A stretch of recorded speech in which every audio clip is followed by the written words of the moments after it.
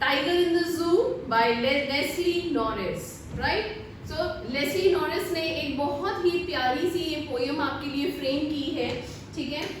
पहले देखते हैं इसके टाइटल और थीम। तो मैसेज क्या दिया है लेस्ली नॉरिस ने? Leslie Norris in his poem wants to convey the idea that wild animals must be left free to enjoy in their natural environment। तो लेस्ली नॉरिस बोलते हैं कि जो एनिमल्स हैं उनको हमें फ्री छोड़ देना चाहिए उनके नेचुरल हैबिटेट, यानी कि उनका जो नेचुरल घर है वो क्या है? जंगल है, फॉरेस्ट है। तो हमें उनको बांध के नहीं रखना चाहिए, रादर हमें उन्हें उनके फ्री हैबिटेट में, नेचुरल हैबिटेट में छोड़ देना चाहिए।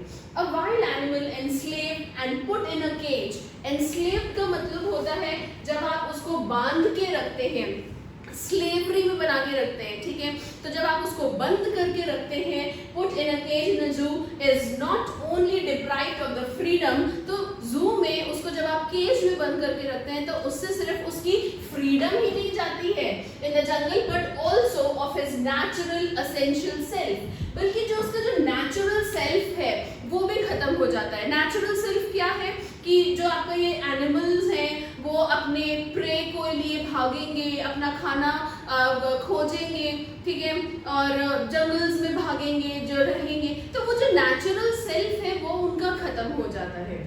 The natural instincts and the natural behavior of an animal in a zoo are suppressed। So जो ये जो नेचुरल बिहेवियर है उनका, उसको हम कहीं दबा देते हैं और हम उनको फोर्स करते हैं कि वो उस जू में या उस केज में रहे जिंदगी भर। और किस लिए करते हैं? So that हम ह्यूमन बींग्स उनको आके देख सके, right. And suppressed and he is kept only as an object of entertainment। क्यों करते हैं? क्योंकि हम चाहते हैं कि ये हमारे लिए हमारे एंटरटेनमेंट की एक चीज बने, right. For the visitors it is cruel of man to snatch away the natural habitat of the animals. ये कितना क्रूअल है, इंसान कितना क्रूअल हो जाता है कि उसका नेचुरल हैबिटेट उससे छीन लेते हैं एनिमल से, या उनका हम नेचुरल जो सेल्फ है वो भी छीन लेते हैं, राइट। फ्रीडम छीनना कितनी गलत है। आपने बताइए कौन से चैप्टर में किसी की फ्रीडम के ऊपर हमने बहुत ज्यादा पढ़ा है? नेल्सन मंडेला में उन्होंने यही कहा है कि फ्रीडम अगर आप किसी की छीनते हैं तो यू आर एनस्लेविंग हिम, ठीक है। और वो ही फ्रीडम के बारे में यहाँ भी बात की गई है, right. The pathetic site of the tiger in the जू दस कन्वेज। तो ये जो कितना आपने उसको एनस्लेव करके रखा हुआ है, तो ये पैथेटिक साइट है क्योंकि आपने किसी से उसकी जिंदगी छीन ली, उसका नेचुरल हैबिटेट छीन लिया। तो ये जो पैथेटिक सीन है टाइगर इन द जू का, वो क्या कन्वे करता है? that the natural habitats then in the confines of a zoo कि the message that wild animals survive better in natural habitats than in the confines of a zoo। ये आपको message देने के लिए है कि ये जो नेचुरल एनिमल्स हैं ये अपने नेचुरल हैबिटेट में ज़्यादा खुश हैं, बजाय उसके कि आप इनको एक केज में दें, इनको बिना मेहनत के खाना भी दे रहे हैं, बट स्टिल वो उनका नेचुरल सेल्फ नहीं है ना, तो इसलिए वो वहाँ खुश नहीं है। Therefore man must let them lead a natural life। इसलिए इंसान को क्या चाहिए कि वो उनको एक नेचुरल लाइफ जीने दें, ठीक है, इन द नेचुरल एनवायरनमेंट। अपनी एक नेसेसिटी, एक ऑब्जेक्ट ऑफ एंटरटेनमेंट के लिए उसको कैप्चर ना करके रखें। टाइटल क्या है? The title of the poem a tiger in the zoo is quite appropriate as the poem deals with the physical and the mental state of the tiger. अब आपने उसकी मेंटल और उसकी फ्रीडम छीन ली, उसका सेल्फ, इनर सेल्फ छीन लिया। अब आप ये सोचिए कि उसकी मेंटल स्टेट क्या होती होगी। तो ये जो मैसेज है, ये जो पोम है, ये आपकी यही बताना चाहती है कि उसकी मेंटल स्टेट क्या है। आप वो तो जानिए, आपने उसको एनस्लेव करके रख दिया है।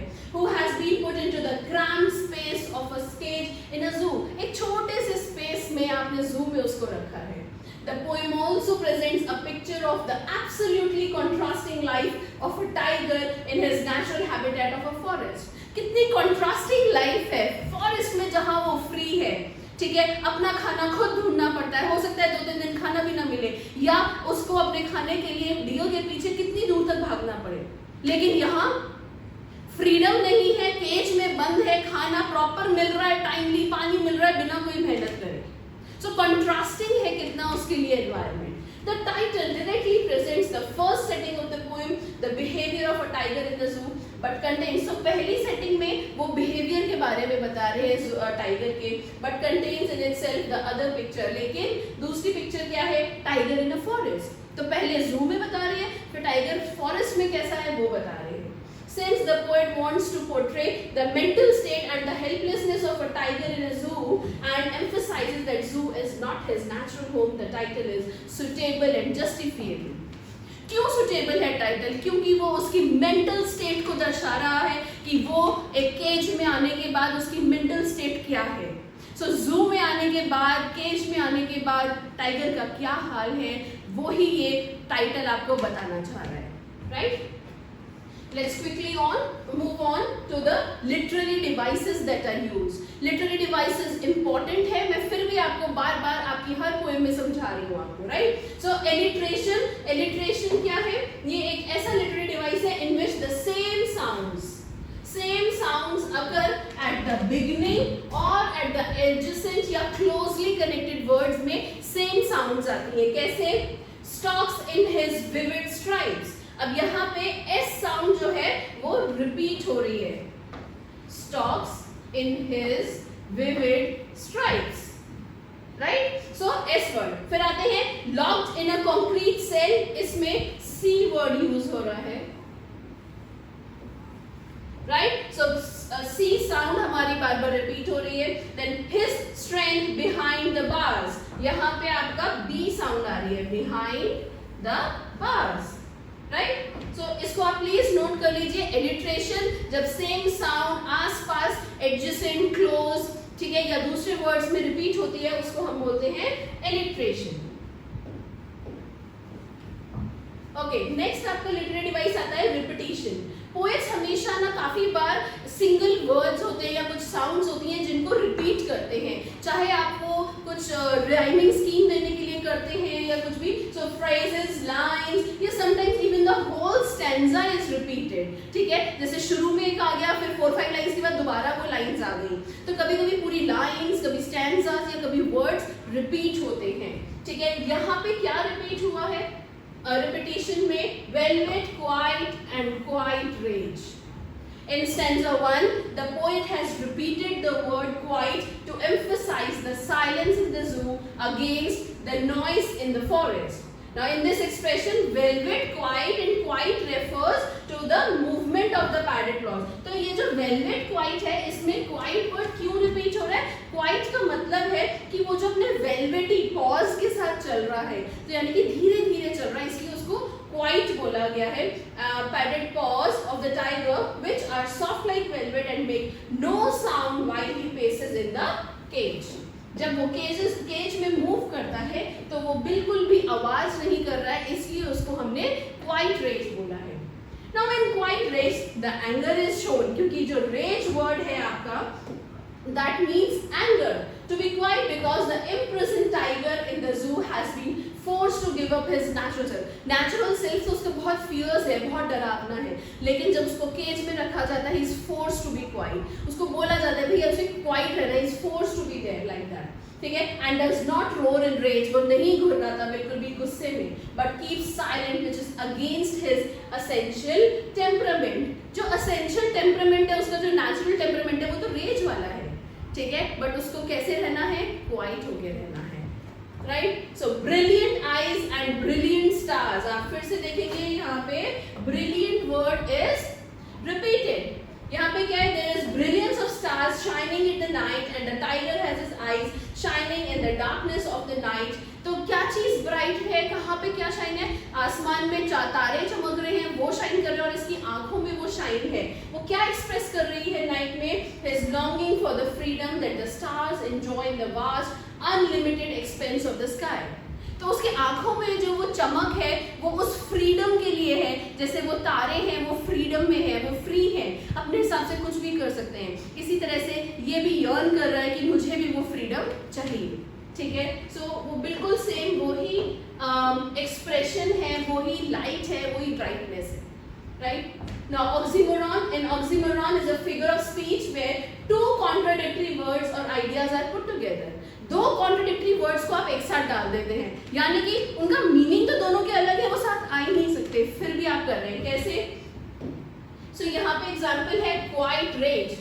क्वाइट का मतलब होता है शांत और रेज का मतलब होता है गुस्सा, राइट? तो शांत और गुस्सा एक साथ कैसे हो सकता है? Here quiet and rage are contradictory, इसीलिए कह रहे हैं ये कॉन्ट्रडिक्टरी और इसीलिए ये ऑक्सीमोरॉन है, right? As one is loud in rage, जब आप गुस्से में होते हैं, रेज में है, तो आप चीखेंगे, चिल्लाएंगे, चुप तो बिल्कुल भी नहीं रहेंगे। But the tiger is silent as he suppresses the expression of rage.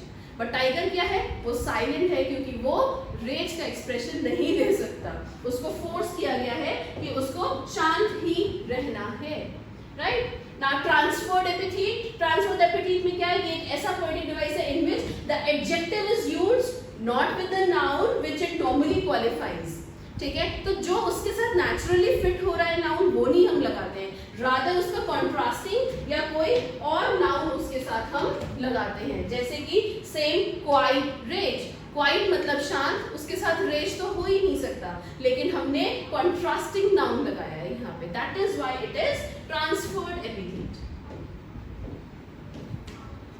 Right? Next आते हैं imagery. Imagery refers to the usage of language in such a way as to create vivid pictures or images through words. कुछ different words या pictures create करने की कोशिश की जा रही है। अब यहाँ पे a tiger in the zoo is rich in imagery, क्यों? Because readers can visualize a tiger with striped body. तो आप क्या विजुलाइज कर सकते हैं कि उसकी स्ट्राइप बॉडी है, वो शांति से चल रहा है in his cage in the जू।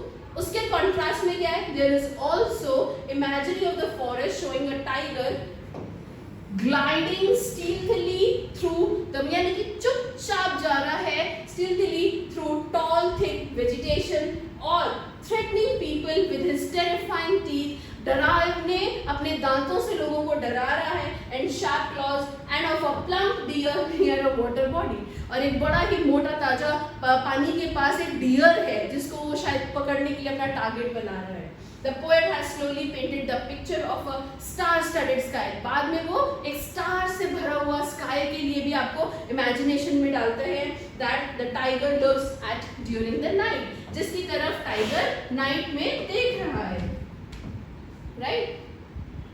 ओके, लास्ट में मेटाफर। सो मेटाफर क्या है? Is speech that is used to make a comparison between two things, लेकिन यहाँ पे लाइक और एज आप वर्ड नहीं यूज करेंगे। सो सिमिली और मेटाफर में यही डिफरेंस होता है, दोनों में आप कंपैरिजन करते हैं, लेकिन सिमिली में आप एज और लाइक लगाते हैं, लेकिन मेटाफर में आप नहीं लगाते। बिना वर्ड एज और लाइक यूज किए आप कंपेयर करते हैं। सो यहाँ पे क्या कंपैरिजन है? On the pads of velvet quite. So the poet compares the pads of tiger's feet with velvet since both are soft and smooth to touch. दोनों ही टच के लिए सॉफ्ट एंड स्मूथ है, राइट? इसीलिए यहाँ पे metaphor use किया है। Last में the rhyming scheme. Rhyming scheme is ABCD, right? आपको अगर राइमिंग स्कीम निकालनी नहीं आती है कि राइमिंग स्कीम कैसे निकाली जाती है, कैसे पता चलता है कि इस पोएम का राइमिंग स्कीम क्या है, आप मुझे कमेंट्स कीजिएगा, मैं आपको उसमें बताऊंगी, आपको एक्सप्लेन करूंगी कि कैसे राइमिंग स्कीम निकाली जाती है, राइट? Thank you.